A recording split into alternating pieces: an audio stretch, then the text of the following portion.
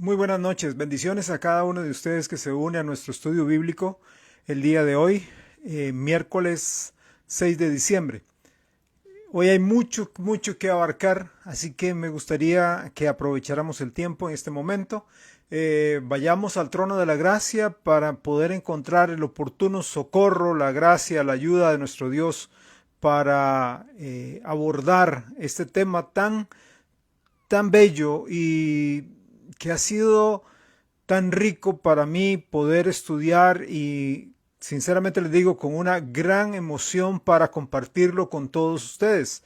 Vamos a orar entonces en este momento para que el Señor nos pueda tomar el control de mi vida, de mis ojos, de mi boca, de mis gestos, para poder transmitir la palabra de Dios, que el Espíritu se digne usarme como un canal, como un conducto para poder transmitir la palabra de Dios a cada uno de ustedes. Oramos en este momento. Bendito Señor, en el nombre de Jesús, el nombre ante el cual toda rodilla se doblará de los que están en el cielo, en la tierra y debajo de la tierra. Para pedirte ayuda, gracia, sostenimiento para este mensaje.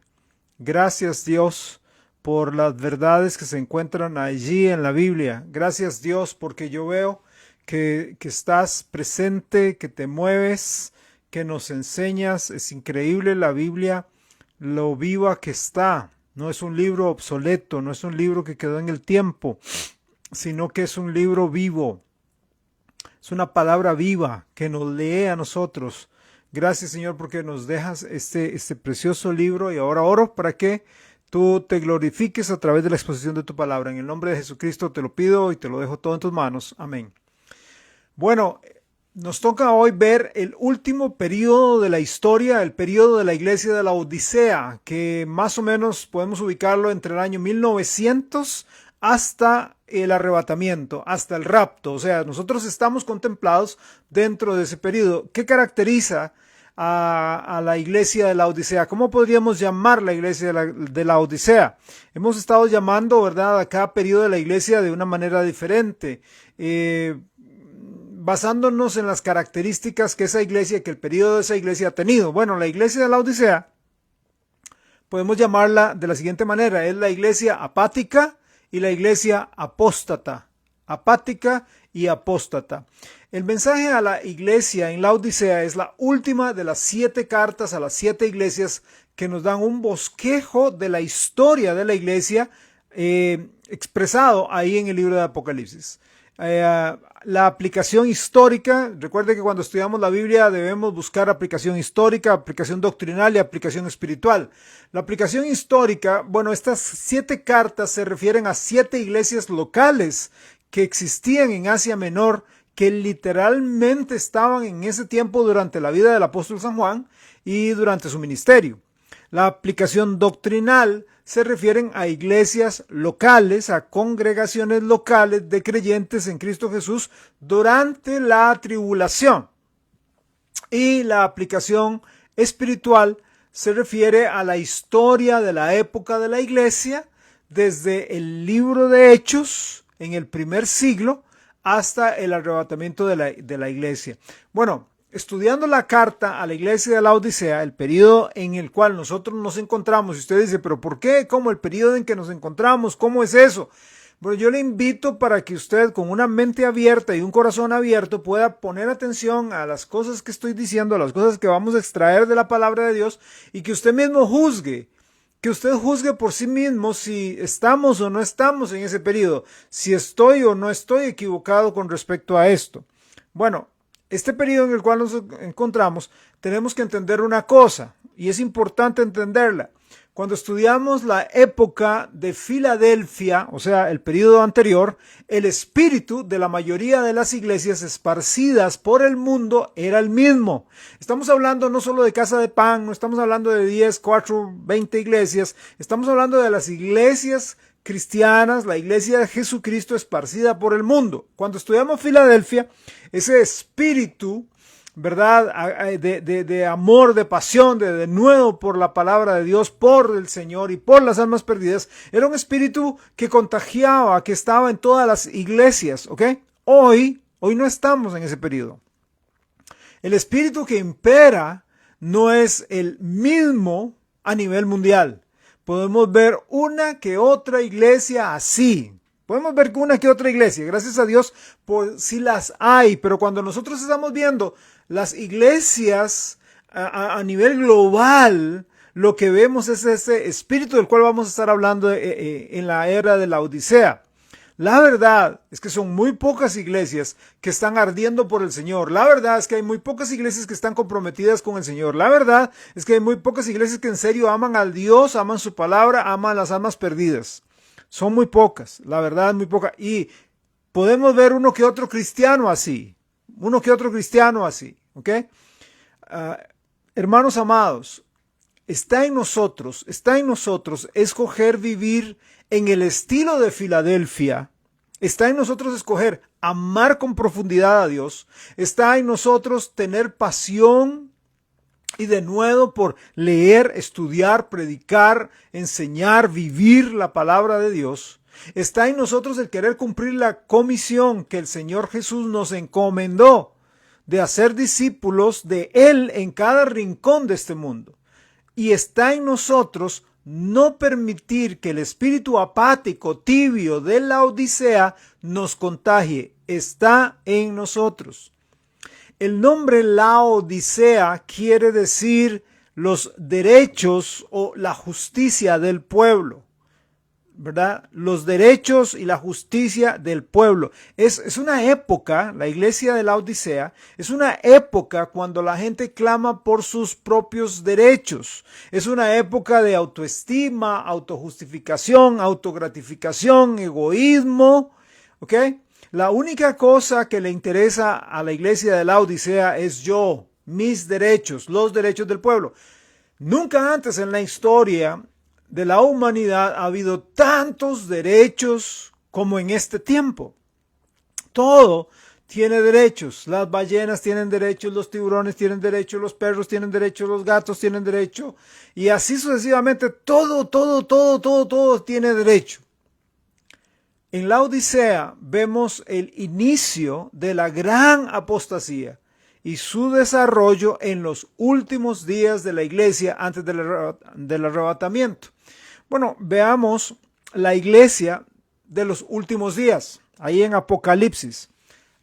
Ahí en Apocalipsis capítulo 3, por favor búsquelo. Apocalipsis capítulo 3.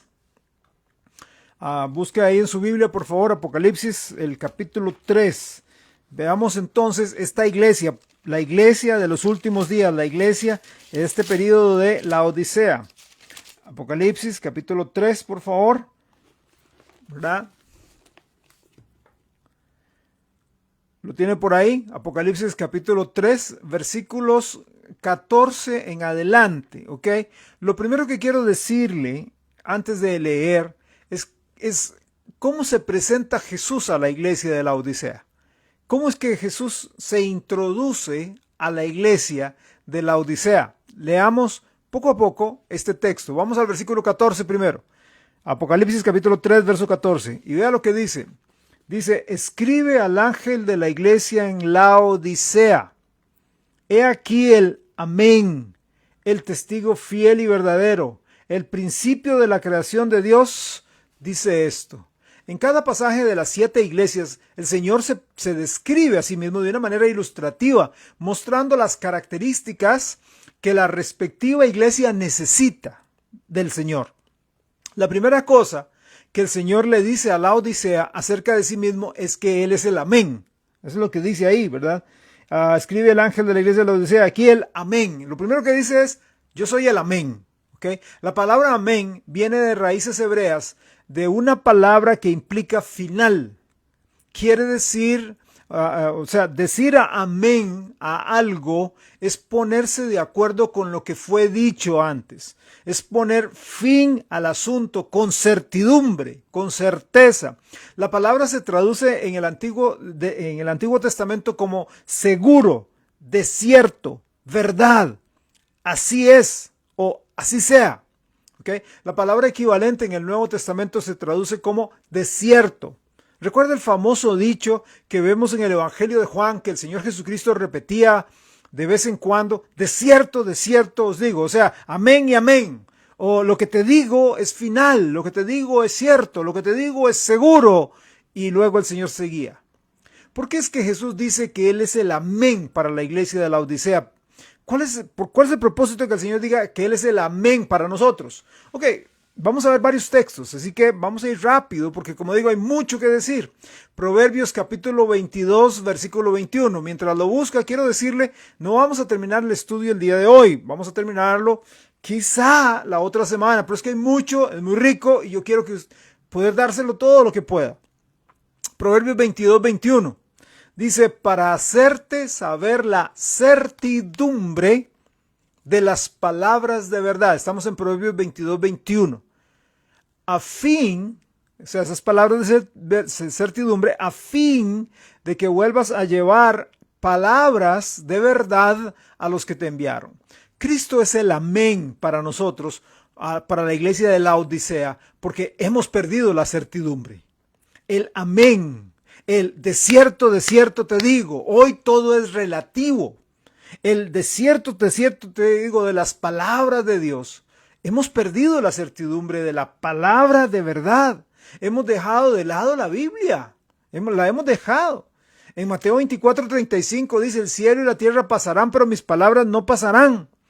Pero son pocas las iglesias donde la palabra de Dios no ha pasado. Lo que vemos en los púlpitos hoy es el resultado del abandono por parte de pastores, de maestros, de expositores de la Biblia, de estudiar la palabra con pasión, con devoción, con ahínco, con dedicación, de estudiar y han cambiado las palabras de verdad por consejos personales, por sesiones de psicología masiva o charlas de motivación. O sea, se ha cambiado la exposición de la Santa Escritura. En resumen, la palabra de Dios que cambia individuos, que cambia sociedades, que aviva iglesias, ha sido dejada en el abandono. Claro está que lo que mencioné, las charlas psicológicas, las historias personales, los cursos de motivación, son acompañados siempre de 1, 2 o 3 versículos. O sea, se le tiene que echar un pringuecito de versículos para que la gente diga, ¡ay, qué lindo! Tiene un matiz cristiano, ¿verdad? Para que tenga un matiz cristiano, porque si no tiene ningún versículo, acomodado, torcido, a como yo quiera, no, ¿verdad? Esto entonces hace pensar a los miembros de la iglesia, a las personas que están aparentemente en la fe, que no están de verdad metidas en la palabra, que están estudiando la Biblia, ¿verdad? Por lo que alguien dijo. ¿En qué engaño están cayendo miles de personas? Que Dios nos perdone por estar engañando a tantos y tantos. En Génesis capítulo 25, los versículos 29 a 34, usted se recuerda que ahí se narra la historia de Esaú, uno de los hijos de Isaac, ¿verdad? Aquel que era muy velludo y todo eso, ¿verdad? Él vendió su primogenitura, lo cual era algo de mucho valor, jugaba un papel muy importante en la cultura hebrea. Él vende su primogenitura a Jacob, su hermano. Nosotros, la iglesia del Señor Jesús, en esta época, hemos vendido nuestra primogenitura por un plato de comida sazonada por la mente humana, que saca temporalmente el hambre del alma, pero no dura, no es eterna, es fabricada por el hombre o por la mujer y no por Dios. ¿Recuerdan la historia ya en 1 Samuel capítulo 4 versículos 21 y 22 cuando los filisteos se llevaron el arca de Dios? Tomaron e incursionaron, tomaron el arca de Dios y se la llevaron a tierras filisteas. Bueno, hoy la iglesia de Cristo, la iglesia en este tiempo de la Odisea, ha dejado que los filisteos espirituales se nos lleven el arca de Dios, el lugar donde vemos la gloria de Dios, que es la Biblia. La gloria de Dios no se ve tanto en un culto, la gloria de Dios no se ve tanto en la música, la gloria de Dios se ve en la palabra de Dios. Ahí es donde está Dios. Y nos han dejado con versiones de la Biblia donde han eliminado versículos, donde han cambiado palabras y frases enteras, donde cambia totalmente el texto, ¿verdad? Donde dice otra cosa que no fue la intención original del escritor, Dios ha escrito, igual como escribió en aquel tiempo, Icabod. Icabod, ¿qué significa Icabod? La gloria es traspasada. Lo triste es que fue escrito, sí, para Israel, pero para el día de hoy, este Icabod ha sido escrito en la puerta de la iglesia. La gloria del Señor ha sido traspasada. Ha sido traspasada a los espectáculos, a las personalidades, a los servicios emocionales, a las charlas psicológicas y al control de muchos que sin conocer al Rey de Reyes aparentan servirlo y defraudan, desfalcan, engañan, embaucan, defraudan a miles. Cristo es, en primer lugar, para la iglesia de la Odisea, el amén. Así sea. Porque a nosotros en nuestra época nos falta la certidumbre. Nos falta la certidumbre. Nos falta, así ha dicho Jehová. Así dijo. No habrá dicho. De hecho, cuando uno enseña la Biblia y cuando predica la Biblia, hay mucha gente que como no conoce la palabra y como no está metido en la palabra, como a veces se vienen de iglesias light, ¿verdad? De estas iglesias livianitas, donde se le sacó todo el contenido.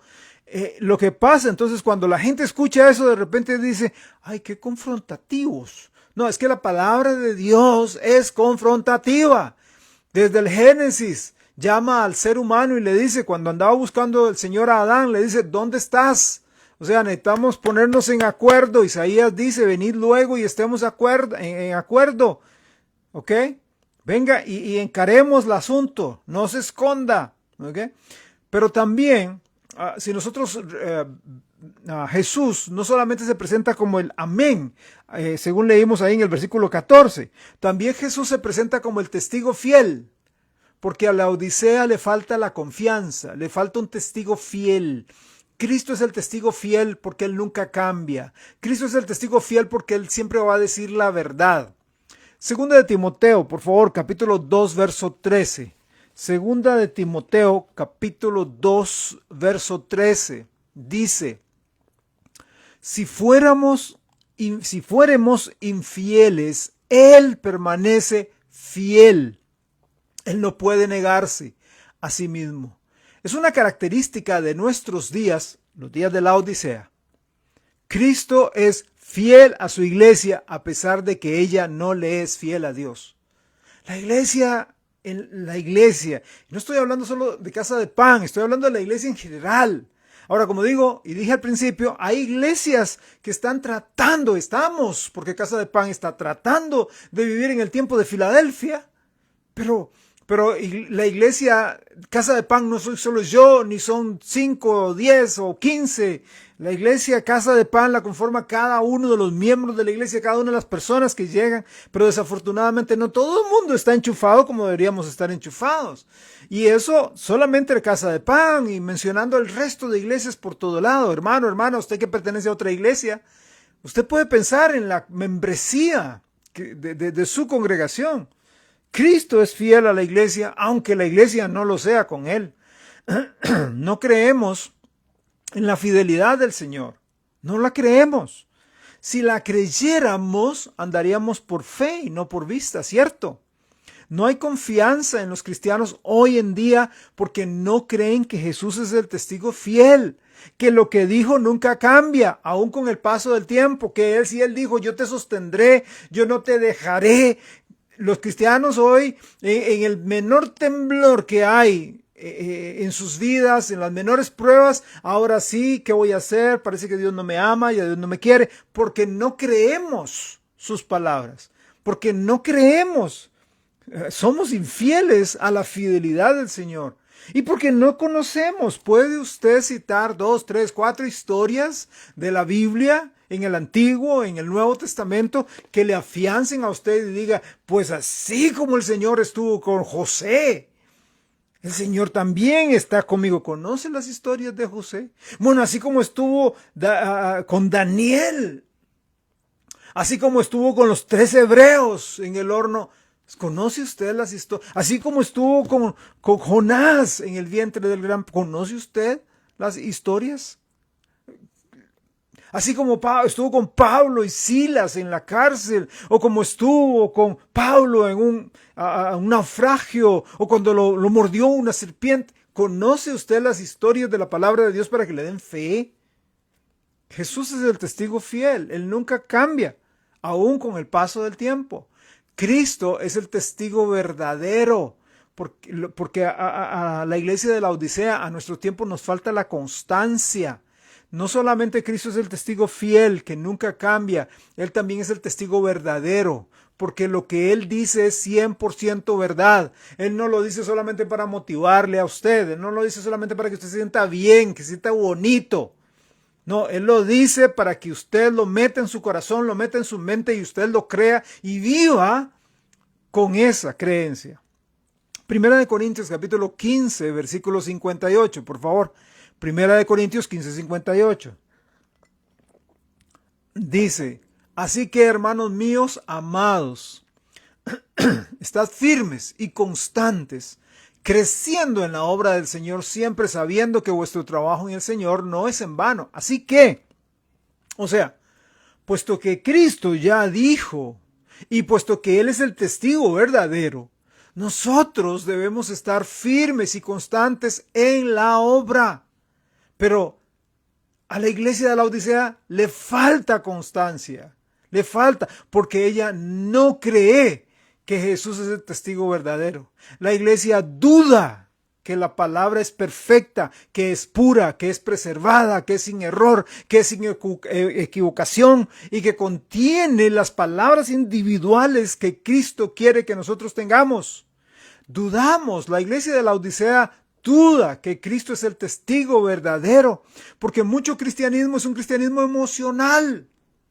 Nada más escuche las canciones, hazme sentir Señor, hazme sentir Señor, hazme sentir Señor. Lo repite 40, 50 veces en una canción, hazme sentir Señor, hazme sentir tu presencia. Y resulta que cuando hay una prueba, cuando hay una dificultad y usted no siente que Dios está, es donde de repente empezamos a decirle, Señor, ¿dónde estás? Me has dejado, ya no me amas. ¿Por qué? Porque somos hoy día una iglesia emocional, una iglesia emocional. Es por eso que a veces hay cristianos que están arriba y a veces abajo, a veces con ganas y a veces sin ganas.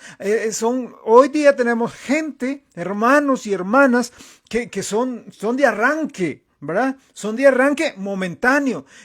Uy, qué buen mensaje. No, ahora sí me pongo las pilas. Ahora sí soy fiel. 1, 2 domingos, después de ahí no vuelven y dejan de venir y aparecen por allá. Esta forma de cristianismo moderno que se nos ha vendido está basado en sentimientos, en emociones, ¿verdad? Porque no está basada en la roca fuerte, en la palabra inconmovible, sino depende de personas, de situaciones, de emociones. O sea, si las cosas van bien, si tengo plata en la billetera, si tengo trabajo, si todo el mundo me quiere, pura vida, estoy con el Señor. Pero si las cosas se me ponen cuesta arriba, Dios guarde, fuera como Esmirna, en el tiempo de Esmirna, donde perseguían y mataban a miles de cristianos por todo lado. Uy, no, está loco, no, Dios guarde. Ay, me dicen pandereta en el trabajo. Ay, me vieron orando en el momento del desayuno, o el almuerzo, en el trabajo. Me vieron inclinar la cabeza un momentito y alguien llegó y me preguntó, ¿qué estás haciendo? Es que doy gracias a Dios por los alimentos. Ay, qué ridículo. Ay, me siento perseguido. Ya qué vergüenza, ya no lo hago. Tenemos iglesias emocionales. Y cuando hablo de iglesias, obviamente no estoy hablando de edificios, estoy hablando de personas. Esa es la iglesia de la Odisea. Esa es la iglesia del período en el cual nosotros estamos. Repito, hay una que otra iglesia que no está ahí, que está luchando por mantenerse en Filadelfia, pero el espíritu general de la iglesia no es como en Filadelfia, ese amor a Dios, esa pasión por el Señor, esa pasión por la palabra, por meterme en la Biblia. No, es una iglesia, como vamos a ver ahorita, con unas grandes debilidades. Si una persona no cree que Jesucristo es el testigo verdadero, le va a faltar la constancia para terminar la carrera de la vida cristiana. Por eso varios abandonan. ¿Por qué? Porque van a dudar. Y sabemos que el que duda, según Santiago 1, es semejante a la onda del mar que es arrastrada por el viento y echada de una parte a otra. Hoy sí, mañana no, hoy sí llego, mañana no, hoy sí quiero servir, mañana no, me meto en este ministerio, lo dejé botado, me meto en este otro ministerio, lo dejé botado, pero dejé de ir a la iglesia por esta u otra razón, pero luego entonces ya ahora sí volví, pero luego ya esta otra razón y así van. Por eso hay hermanos que aparecen en la iglesia y desaparecen por un tiempo y vuelven a aparecer y vuelven a desaparecer y así llevan toda su vida desperdiciándola para el Señor. Toda su vida. Yo quiero preguntarle, ¿cuántos años tiene usted de caminar con el Señor? ¿Cuántos años tiene usted de haber llegado a los pies de Cristo? Hebreos dice, algunos debiendo ser ya maestros, están todavía en el ABC de la vida cristiana. Hermanos, ese es el espíritu de la Odisea. Despertémonos, démonos cuenta, qué raro, ¿por qué será que yo a veces sí, a veces no? Y hay un montón de cosas que me llaman tanto la atención y la iglesia, pues la iglesia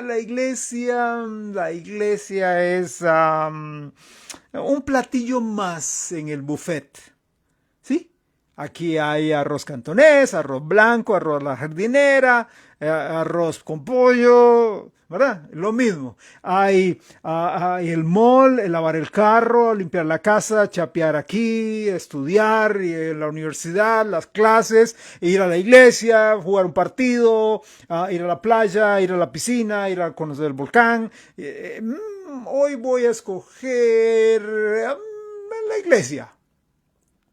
Apocalipsis nos dice que Jesús es el amén, el testigo fiel y verdadero, pero además dice, Él es el principio de la creación de Dios.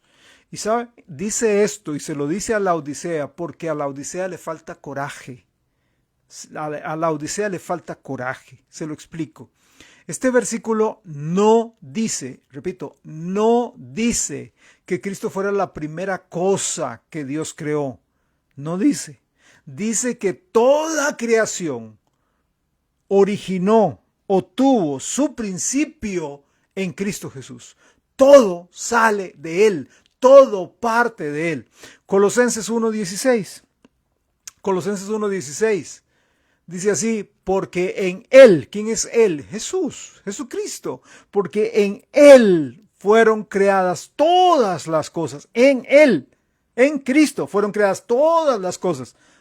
¿Cuáles cosas? Las que hay en los cielos, las que hay en la tierra, visibles e invisibles, sean tronos, sean dominios, sean principados, sean potestades, todo fue creado por medio de Él y para Él. En Jesucristo fueron creadas todas las cosas. Es decir, que Cristo es el principio de toda la creación. No es el primero en ser creado, sino es de Él que sale toda la creación. Colosenses 1:17, ya que está ahí en Colosenses. Vea Colosenses 1:17 en su primera parte. Dice, y Él es antes de todas las cosas. Él es antes de todas las cosas. O sea, Él es antes de todas las cosas porque Él es el principio de ellas. Jesús es Dios, que ha existido desde la eternidad pasada, ha existido por siempre. No me cierren la Biblia. Colosenses 1:17, ahora en su segunda parte, lo que a veces ya decimos Colosenses 1:17b, ¿ok? 1:17, la primera parte dice, y Él es antes de todas las cosas, y la otra partecita que dice, y todas las cosas en Él subsisten. Aún en Él subsisten todas las cosas, y todas las cosas nos incluye a nosotros. Sí, a la montaña, los volcanes, los ríos, los mares, sí, pero nosotros también. Todas las cosas incluye. Todo subsiste por Él. Usted y yo subsistimos por Él. Entonces, si en Jesucristo subsistimos, guárdeme aquí mucha atención. Si en Jesucristo nosotros subsistimos, según Hebreos 12:2, Jesús es el autor y el consumador de nuestra fe. No es su fe No es que yo tenga una fe muy grande, es que mi fe por el Señor es grande. No, Él es el autor y Él es el consumador de nuestra fe. Y si Jesucristo es el autor y el consumador de nuestra fe, Romanos 8:31 dice que Dios es por nosotros. O sea, que Dios está en favor de nosotros. Dios está en nuestro favor. En Romanos 8:32 dice que Dios nos da, nos dio y nos dará todas las cosas. En Romanos 8:35 dice que Jesucristo nunca nos dejará. En Romanos 8:37 dice que somos más que vencedores por medio de Cristo, quien nos sostiene. Entonces, preguntémonos, ¿por qué es que todavía estamos sentados en las sillas y en las bancas y no lanzándonos por fe para servir al Señor, para conquistar al mundo para Cristo, confiando en la palabra escrita que nos ha dejado? ¿Por qué? ¿Por qué? El lema de Guillermo Carey, uno de los cristianos de la época de Filadelfia, era: espera grandes cosas de Dios, emprenda o intente grandes cosas para Dios. Parece que este hombre de verdad que creyó lo que el Señor Jesús estaba diciendo. De verdad que este hombre creyó que Jesús es el principio de la creación de Dios y que siendo tal sostiene todo, aún al individuo que confía en Él y confía en la Biblia. Pero a la Odisea le falta el coraje. O sea, a la Odisea le falta esa impetuosa decisión, ese deseo vehemente, esa pasión, ese brío, esa resolución, ese denuedo. A la Odisea le falta. Queremos ver los toros desde la barrera, que sean solamente unos cuantos, el pastor y misionero y unos cuantos ahí obreros, siervos en la iglesia, nada más los que están ahí en la plaza, y nosotros vemos los toros y ojalá nos hagan juegos de pólvora y veamos bombetas y todo bien bonito, pero desde afuera. ¿Por qué? ¿Por qué? Si el Señor dijo que está con nosotros, si el Señor dice que todo poder me es dado, si el Señor dice yo les he dado una comisión, si el Señor dice yo estoy con ustedes, si el Señor dice vayan, aquí está la palabra, la iglesia va a ir a estarlos alimentando, sosteniendo, es mi labor como pastor darles de comer, y yo trato y lucho y oro y busco y leo y analizo y me quemo las pestañas y resumo y busco por todo lado y cojo prestado de este hermano y cojo prestado de esto y qué bueno esto y qué bueno aquello para darles de comer, para que hagan la obra de Dios. ¿Por qué? ¿Por qué no nos movemos? Porque a veces la iglesia está intoxicada con el espíritu de la Odisea. Porque creemos que nos toca a nosotros sostenernos. Porque creemos que todo depende de nuestros esfuerzos, de nuestros contactos, de nuestros conocimientos, cuando en realidad Cristo es el principio de la creación, y siendo Él el principio de todas las cosas en Él subsisten. Una vez que entendamos esto, nos vamos a lanzar a su servicio, confiando totalmente en Él. Nos vamos a lanzar con coraje. Entonces, Jesucristo es el amén, porque a la Odisea le falta certidumbre. Jesucristo es el testigo fiel, porque a la Odisea le falta confianza. Y Jesucristo es el testigo verdadero, porque a la Odisea le falta constancia. Y Cristo es el principio de la creación de Dios, porque a la Odisea le falta coraje. Ese es el espíritu predominante en la mayoría de las iglesias. Pero no queda ahí. No puede quedar impune esto. No puede quedar, una iglesia así no puede quedar impune. O sea, mucha gente juega a iglesia y piensa que, ok, aquí yo voy a estar vegetando y ya llevo 1, 10, 5, 10, 15, 20 años aquí en la iglesita, qué lindo, qué bonito, y no va a venir condena, no va a venir juicio de parte de Dios. Claro que va a venir, va a venir. Vea la condena del Señor a la iglesia de la Odisea, versículos 15 al 17. Estamos en Apocalipsis 3. Apocalipsis capítulo 3, versículos 15 al 17. Esta vez, en este estudio, lo que hice fue seccionarlo así. Antes lo que hacíamos era leer todo el texto. Ahora lo que quiero hacer es seccionarlo.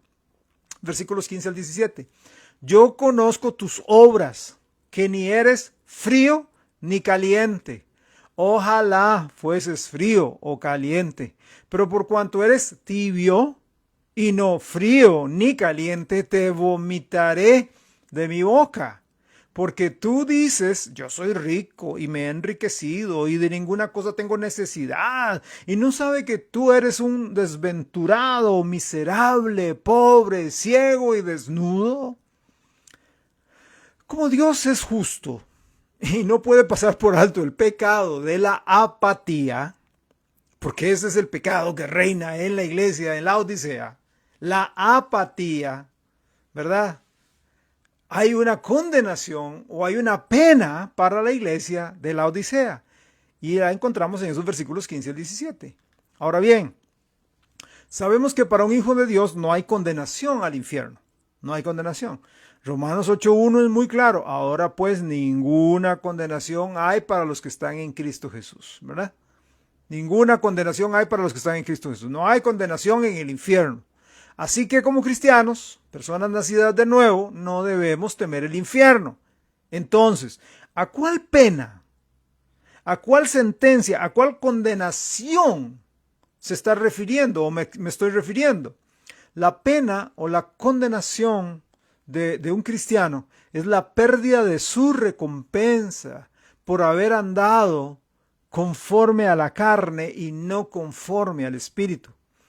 Nosotros, después de que recibimos, recuerda Efesios 2, 8 y 9, lo conocemos de memoria, lo oímos muchas veces en los mensajes y a veces decimos, ay, otra vez el mismo pasaje. Y ya no lo sabemos, ¿cierto? Repítalo ahí conmigo. Porque por gracia sois salvos por medio de la fe, y esto no de vosotros, pues es don de Dios, no por obras para que nadie se gloríe. Sí, pero le faltó el versículo 10. ¿Y qué dice el versículo 10? Apréndaselo de memoria. Porque somos hechura suya. O sea, fuimos salvados, versículos 8 y 9. Somos hechura suya, creados en Cristo Jesús para buenas obras. No obras para salvación, son obras posteriores a la salvación, las cuales Dios ha preparado de antemano para que anduviésemos también en ellas. Dios ha hecho obras para que usted como creyente las haga, no para que se siente en una silla, culto tras culto, tras culto, tras culto y siga igual.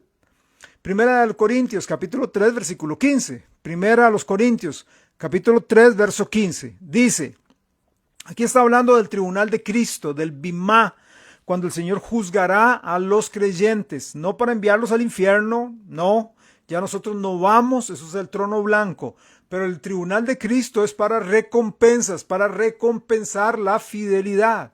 Primera Corintios 3:15 dice, si la obra de alguno se quemare, la obra, las obras que hice para el Señor, y si yo llego y el fundamento es Cristo y no puse nada porque nada hice para el Señor, pero si digamos hice algunas cosas con malos propósitos, con malos motivos, hace poco escribí o compartí, mejor dicho, algo que leí de la importancia que el Señor no está tan interesado muchas veces en lo mucho que hacemos, sino en el motivo o las motivaciones que nosotros tenemos a la hora de hacerlo.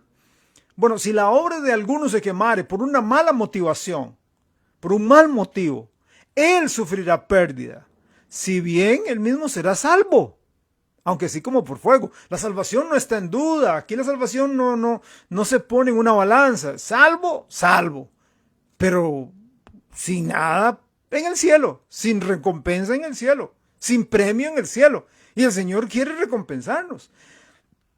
El Señor condena a la iglesia de la Odisea por esto, por andar según la carne. En los versículos 15 y 16 vemos que también el Señor condena a la iglesia de la Odisea por su apatía. Apatía. No es una iglesia fría. O sea, no rechaza totalmente a Dios, ¿verdad? Es una iglesia que cree en la Biblia. Es una iglesia que cree en las doctrinas fundamentales. Incluso hasta es una iglesia ortodoxa, ¿verdad? Sí dice la palabra, pero es apóstata. Es una iglesia apóstata. Y eso de la apostasía vamos a tratarlo más la otra semana. Pero no es una iglesia fría, no es una iglesia caliente tampoco. No está entregada totalmente a Dios. No está comprometida completamente al Señor. No es una iglesia caliente, no es una iglesia fría. La Odisea es una iglesia tibia. Tibia.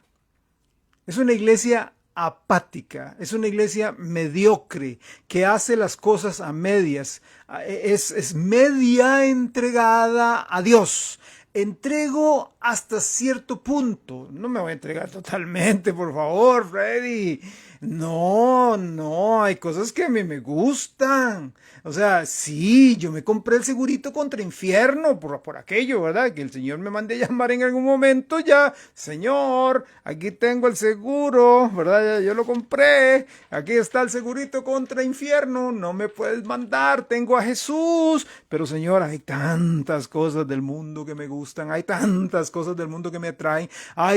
Estoy tan enamorado, enganchado, embarrialado en el mundo. No me vas a pedir tantas cosas. Y si no, pues usted nada más echa un ojo los domingos en la iglesia. De repente tenemos un domingo, y creo que eso es en todas las iglesias. Tenemos un domingo, por lo menos en Casa de Pan, que somos pocos, 60, 70, de repente 80, 90, wow. Y yo digo como pastor, Dios, avivamiento. Y Señor, gracias, y qué bueno. Y seguro que el otro domingo tenemos 100, y el siguiente 120, Señor. Y esto es Pentecostés y la iglesia primitiva. Y llega el próximo domingo, 50. Y yo digo, ¿y dónde están los otros 30? Y el otro domingo, 55. Y el otro domingo, wow, otros 85, wow. Y el otro domingo, 42. ¿Cómo se llama eso? Se llama inconstancia. Inconstancia de los miembros. Espíritu de la Odisea en las iglesias. Deberíamos estar creciendo. La Biblia dice en el libro de Hechos, ¿verdad?, que la iglesia crecía cada día, iba creciendo cada día. Los creyentes ganaban almas cada día, la iglesia, pero es que no es solamente que unos cuantos ganen almas, eso, como dije el domingo, no les toca solamente al ministerio de evangelismo, andar luchando, arañando con las uñas, casi rogándole, hermanos, podrían ir a ayudarnos a evangelizar, ¿verdad? Y de los, 20 que se apuntaron, solamente llegan 5, pero por favor, vamos, y deberíamos estar ganando almas, y nosotros mismos los creyentes deberíamos estar apoyando, pero hay un espíritu de apatía. Si puedo, si quiero, si me queda tiempo, si no hay otras cosas de por medio. Segunda de Timoteo capítulo 2, versículo 4. Segunda de Timoteo 2:4 dice, ninguno que milita se enreda en los negocios de la vida a fin de agradar a aquel que lo tomó por soldado. La iglesia de la Odisea es una iglesia enredada con el mundo. Es una iglesia enredada con el mundo. Está enredada con deudas, está enredada con compromisos, está enredada con actividades, está enredada con fiestas, está enredada con carreras, está enredada con todo. A tal punto que no puede entregarse totalmente a Dios. Solo puede hacerlo a medias. Hermano, ¿cómo está usted y el Señor? Más o menos, hermano. ¿Y cómo está usted en su servicio? ¿Cómo está usted en su lectura de la palabra? ¿Cómo está en la memorización de la escritura? ¿Cómo está en su capacitación para ganar almas en consejería? Más o menos es mediocre. La Biblia dice claramente que la vida del justo debe ser como la luz de la aurora que va en aumento hasta que el día es perfecto.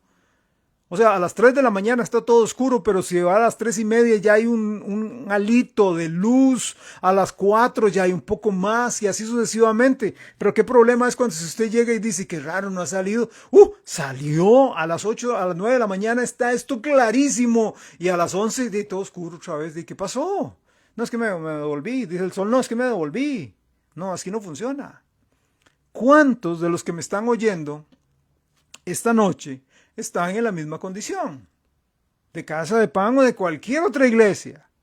Saben que el Señor está pidiendo de ellos entrega, dedicación, esfuerzo, fidelidad y constancia en su tiempo a solas con Él, involucramiento, compromiso, servicio en su obra, pero al estar tan enredados en este mundo, ahora por favor,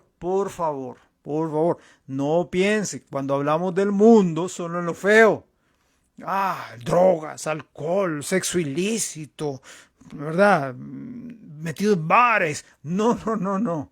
Las cosas que este sistema provee, inventa, nos da para cargarnos, para desenfocarnos, para extraviarnos, para robarnos las fuerzas, el talento, el dinero, la pasión que podemos y debemos darle a Dios. Vivimos en una iglesia donde el Señor es una opción y donde la iglesia es una opción. No es una pasión, no es la novia de Cristo, no es la novia que compró con su sangre. No, yo no creo en la iglesia, yo no creo en eso de la iglesia, esa carajada de la iglesia. No, yo me quedo en la casa y yo pongo en internet. Pues usted no está creyendo en la novia de Cristo, usted está faltando el respeto al Señor Jesucristo. No, yo de Cristo estoy enamorado. Mentira, si usted estuviera enamorado de Cristo, está enamorado también de la iglesia. Mentira, no se engañe. No nos engañemos, hermanos, por favor. Démonos como, recuerda un anuncio viejo, ya estoy hablando a algunos hermanos de mi edad, un poquillo más allá, o más adelantito. Recuerda aquella loción Skin Racer, ¿verdad? De Menem, creo que era. Échese, hay que darse unas palmaditas. Dese unas palmaditas y vea, mi cristianismo, de verdad, es compromiso, es un amor por el Señor, en serio. Hoy solamente porque me meto y alguien me manda un versiculito muy bonito con un osito, ¿verdad? Y no tengo nada malo con eso, no tengo nada mal con eso, no hay problema si usted le mandan con florcitas y ositos, y no hay problema, pero entienda una cosa, como dije el domingo, eso no es leer la Biblia.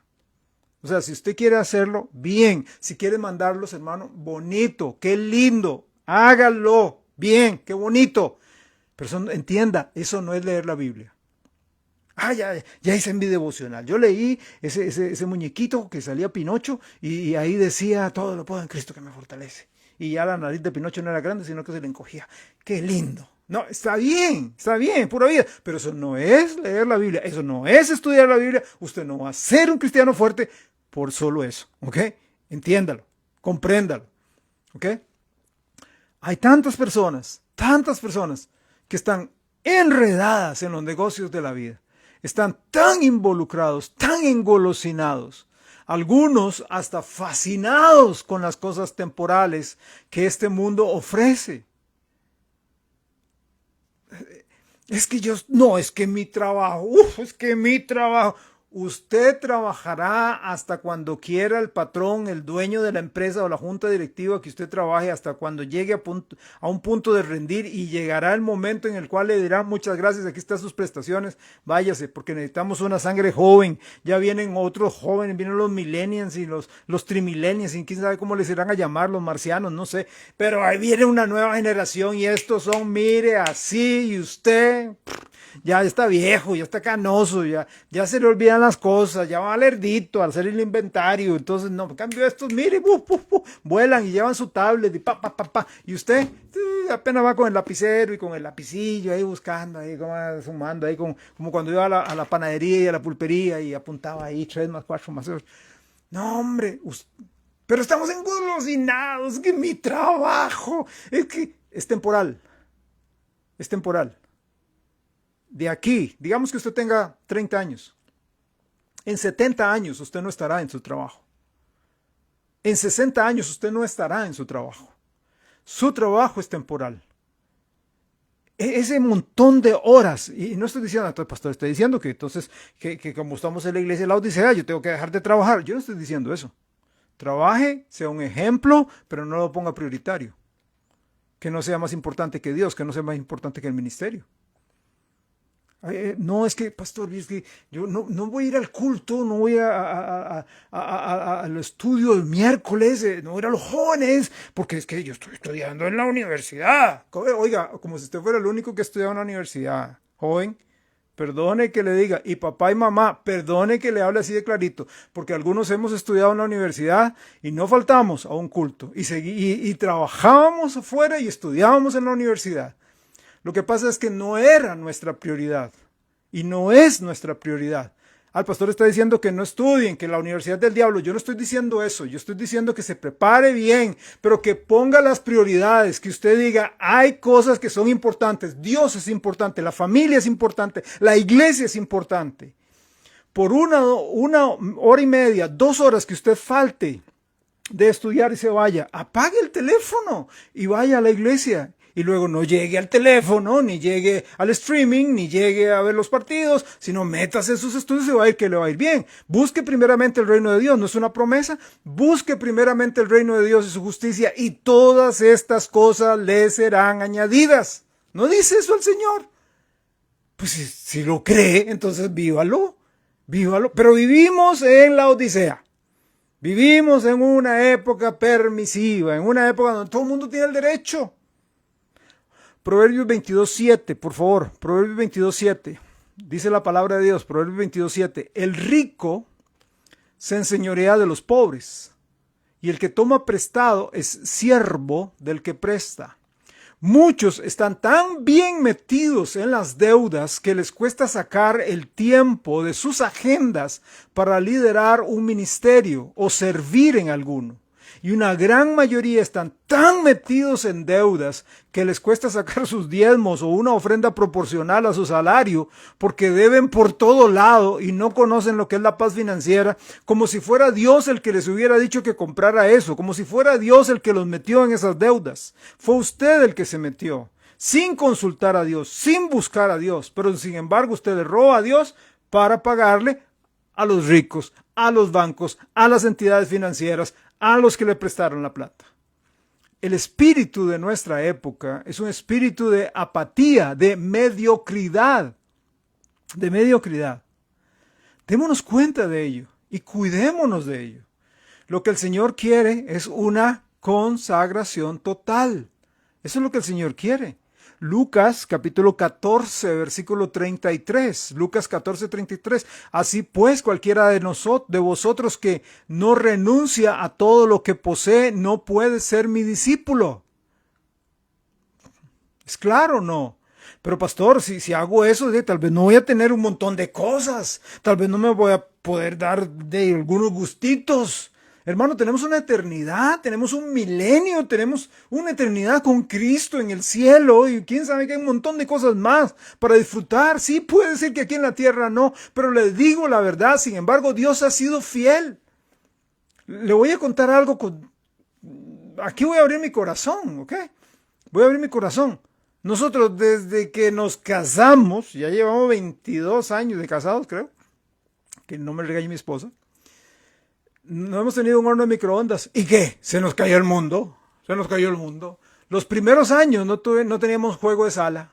Nos sentábamos en las sillitas del comedor. Ay, hermano, pero vivíamos felices. ¿Por qué? Porque la felicidad no depende de las cosas que tenemos. No depende. Teníamos un televisor viejo, de esos que tenían así como un traserote grandísimo y que la imagen se nos iba. Y sin embargo, Dios ha provisto, Dios ha sido fiel y a su tiempo, poquito a poco. Eso no quiere decir, hermano, que usted deba vivir en la pobreza. El que usted se entregue, el que usted renuncie a lo que posee y que de verdad ponga al Señor en su lugar y a la iglesia, a la obra de Cristo en su lugar, no quiere decir que va a vivir, porque el Señor no va a dejarle vivir en la pobreza. Sí, pero es que los santos de antes, sí, pero los santos de antes, hoy vivimos en un mundo muy diferente. Usted no va a vivir en la pobreza o que debe dejar su trabajo para ser pastor o misionero, lo cual yo le digo nunca debe hacerlo si el Señor no lo ha llamado de manera clara y directa para que lo haga, nunca. Lo que el Señor quiere es que dejemos de amar tanto nuestro trabajo, nuestro estudio, nuestros pasatiempos, al punto que lo dejamos a Él y descuidamos la misión que nos ha dado. Todo lo contrario, Él debe ser el primero en nuestra vida. Recuerde que la Odisea quiere decir los derechos de la gente, los derechos del pueblo. Siempre andamos clamando por nuestros derechos, cuando en realidad rendimos nuestros derechos cuando aceptamos a Cristo como nuestro Salvador. Dios nos compró y compró nuestros cuerpos y nuestros espíritus le pertenecen, son de Él. No tenemos derecho de enredarnos en los negocios de este mundo. Cualquier cosa que llegue a ser una barrera a lo que Dios quiere hacer en nosotros no debe estar en nosotros. Esta apatía espiritual de la iglesia trae consecuencias. ¿Cuál? Produce náuseas al Señor. Al final del versículo 16 dice el Señor, te vomitaré de mi boca. ¡Wow! Te vomitaré de mi boca. Entonces algunos fácil dicen, es que perder la salvación. No está hablando de perder la salvación. No, es que la iglesia así, una iglesia tibia, una iglesia a medias tintas, una iglesia ni chicha ni limonada, una iglesia no comprometida, le enferma al Señor. Le revuelve el estómago, le produce ganas de vomitar.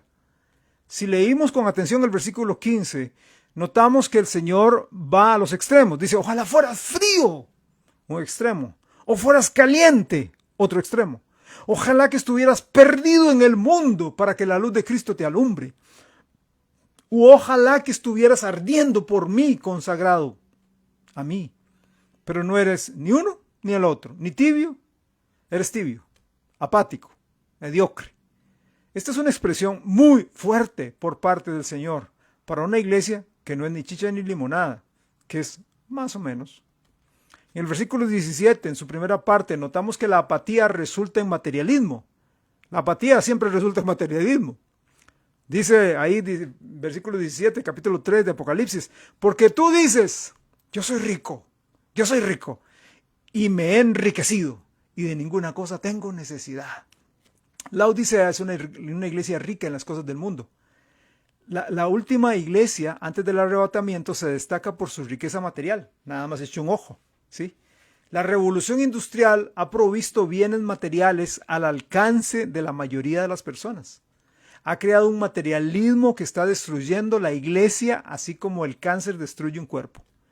A la gente le importan más sus chunches, más sus cosas, más sus juguetes, una casa más grande, un viaje más esplendoroso, un carro, un televisor, un celular de última tecnología y ahí la lista sigue.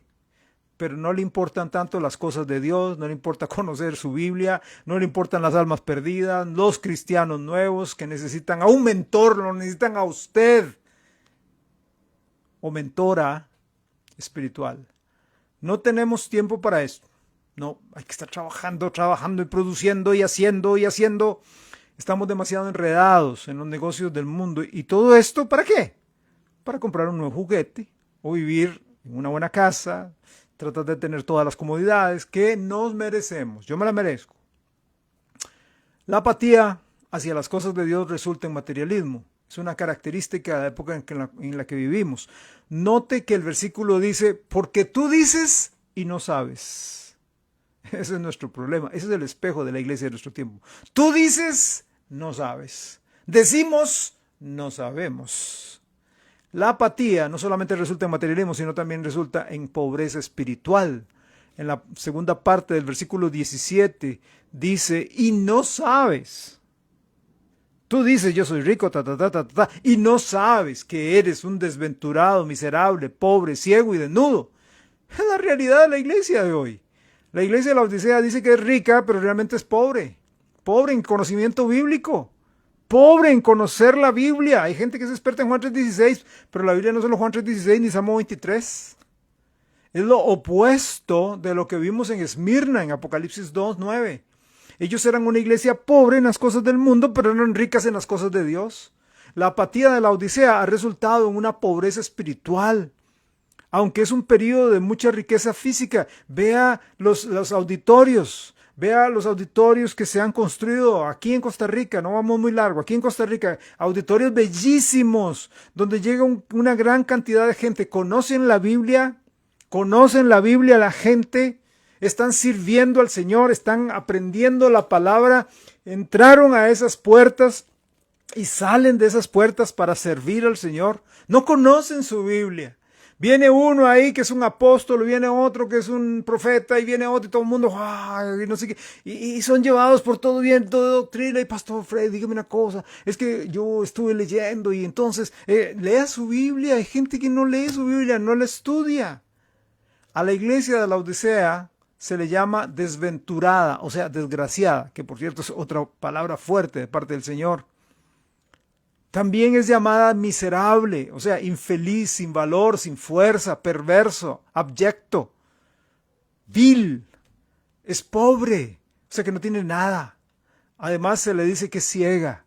Es una iglesia que carece de visión, no sabe por dónde va. Solamente va por tener gente, y ya tenemos 1,000 y 2,000, 3,000, 6,000 y 8,000. Pero ¿para qué quiere tener tanta gente? No estoy diciendo que sea malo. Entre más gente, más podemos hacer la obra de Dios. Pero a veces el concepto es diferente. Entre más gente, más plata. La iglesia no sabe a dónde va, no tiene una meta que está procurando lograr, solamente reacciona a las cosas que se le ocurren en el camino, que son tendencia en otras iglesias. También se dice de la iglesia de la Odisea que está desnuda. Aunque está bien vestida por fuera físicamente, por dentro espiritualmente está desnuda, porque le faltan las buenas obras de las que se habló anteriormente. ¿Cuál es el consejo? Ya para ir cerrando, ¿cuál es el consejo a la iglesia de la Odisea? En el versículo 18, Apocalipsis 3:18, se da el consejo. Por tanto, yo te aconsejo que de mí compres oro refinado en fuego para que seas rico y vestiduras blancas para vestirte y que no se descubra la vergüenza de tu desnudez y unge tus ojos con colirio para que veas. En primer lugar, hemos de comprar oro y vestiduras. Ojo que dice comprar. No dice ponga las manos para recibir, no, comprar. No solo pedir. Dice comprar porque implica un precio que hay que pagar. Nuestra Biblia no nos costó nada, como les costó a los hermanos del período de Filadelfia, por ejemplo. Hemos pagado el precio, ellos pagaron el precio por sus propias vidas, Nuestro conocimiento de la Biblia no nos cuesta mucho. Hoy los libros, los comentarios, las enseñanzas abundan. No hay no hay que pagar mucho por el conocimiento hoy en día. Es fácil de conseguir. Pero el Señor dice, de mí compra de mí oro, vestiduras blancas, pero eso nos va a costar. Hay un precio que pagar en cuanto a tiempo y esfuerzo. Si somos tibios, si somos apáticos, no vamos a pagarlo, Cristo nos aconseja a comprar de Él oro refinado en fuego. Si compramos este oro, seremos verdaderamente ricos. Tal vez no en las cosas del mundo, pero sí en el verdadero tesoro que es para siempre, que nadie nos puede quitar. El oro es un símbolo o un cuadro de la divinidad en la Biblia y en la historia. También el oro representa a Dios, a nuestro Señor Jesucristo. Cuando dice oro refinado en fuego, se refiere al verdadero conocimiento de Dios. Y recuerde que nosotros conocemos al Padre a través del Hijo, conocemos a Dios y sus características al conocer las características de Jesús. Entonces, comprar el oro refinado es invertir tiempo para conocer a Cristo profunda e íntimamente. Nosotros conocemos a Cristo profundamente a través de la Santa Escritura. Por eso es que hay que comprar, por eso es que hay que pagar un precio, porque cuesta levantarse o acostarse más tarde o sacar un tiempo día tras día tras día. No solamente cuando llegó un mensaje muy emocional, sino, hey, cuando debo hacerlo. Pero también el oro, el conocimiento del Señor, vienen con las pruebas en nuestra vida.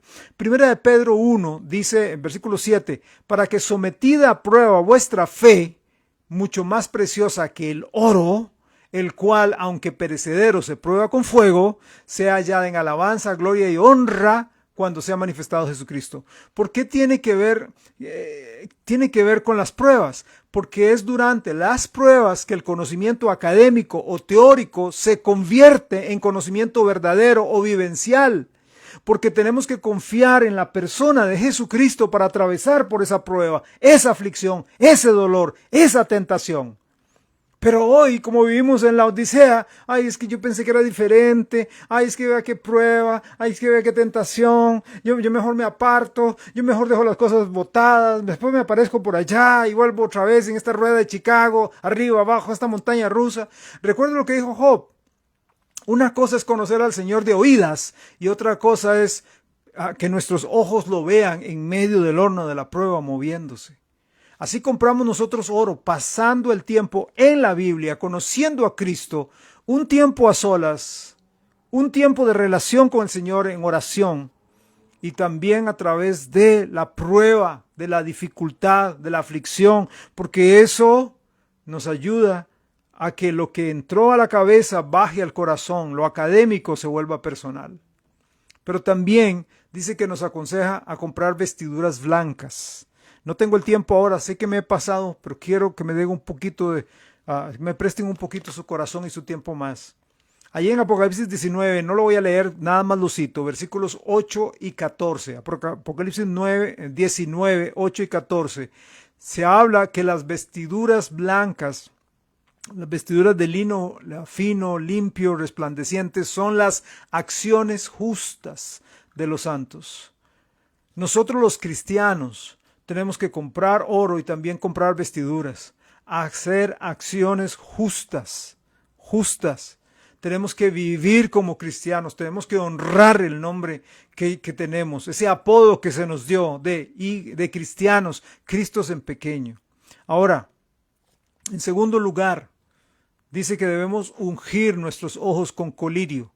El colirio no es como el que nosotros vemos ahora, que es una cosita pequeñita líquida que nos ponemos en los ojos. No, el colirio era un medicamento, sí, que se usaba en aquel entonces, pero era hecho a base de barro, ¿ok? Algo se le echaba al barro y se ponía, cierta clase de barro se ponía en los ojos.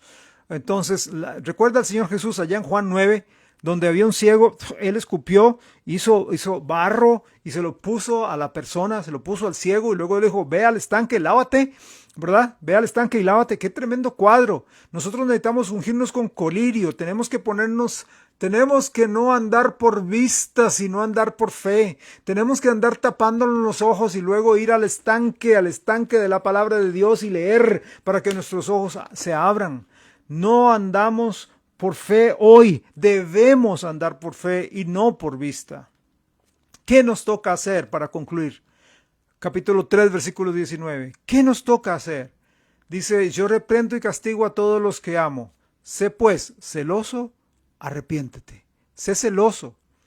Usted escogerá ser celoso para el Señor o no. Es una elección, es una selección, no es algo mágico. Señor, haga algo. ¿Y qué está esperando la gente, verdad? Yo siempre me burlo de esto. Soy como Elías en ese sentido sarcástico. Porque la gente a veces está buscando como que baje Tinkerbell y lo toque y Señor, cámbiame, cling. Ay, ya soy fiel. Ya ahora sí. Ya esa tentación desapareció. No, hay que luchar.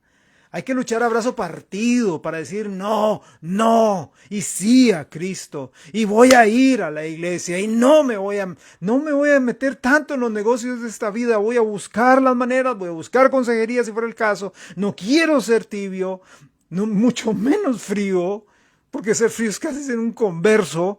Yo quiero ser celoso, yo quiero arrepentirme, yo quiero dar media vuelta.